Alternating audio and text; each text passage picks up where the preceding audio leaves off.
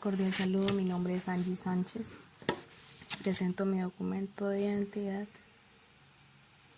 y en esta ocasión estaré con respecto al informe que se me presentaba explicando la práctica número 1, que es sobre la primera ley de Newton, que es el lanzamiento de proyectiles. Entonces, para esta práctica fue presencial claramente. Entonces, para esta práctica utilizamos un péndulo balístico que se encontraba ya instalado y calibrado. Tenemos en cuenta que a la hora de usar pues no estaba pues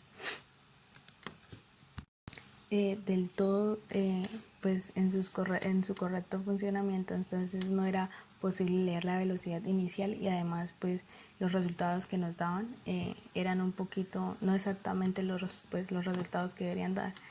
Entonces tenemos primeramente teníamos dos bolas dos esferas, una de madera y la otra de acero. Entonces al lanzar, la idea era que lanzáramos con este artefacto cada una de las esferas y una mesa la recibía en este caso. Entonces esta mesa donde caía, en esta mesa podíamos medir tanto su velocidad pues con el artefacto y además a qué distancia llegaba en este momento. Entonces es importante recalcar que en este paso, como lo dice la primera ley de Newton, se basa en que realmente se llama pues lanzamiento parabólico porque en sí al momento de que se lanza la esfera, esta hace un movimiento en una trayectoria de parábola. Entonces cada uno pues tenía sus diferentes roles. Por otra parte se realizan las medidas sobre el tiempo de caída.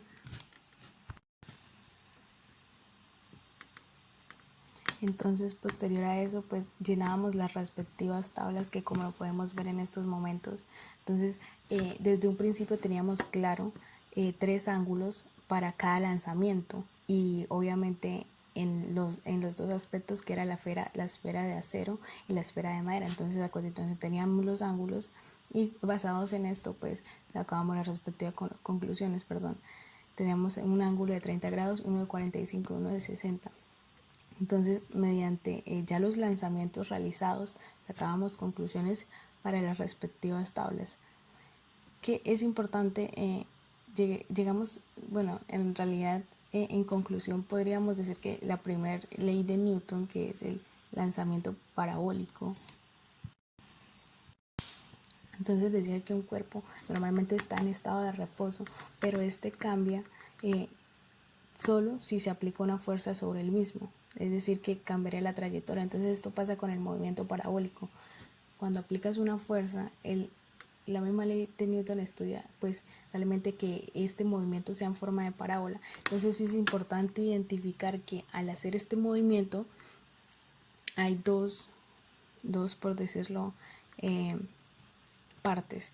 En este caso es un movimiento, esta parábola hará un movimiento vertical en el eje X y en el eje Y.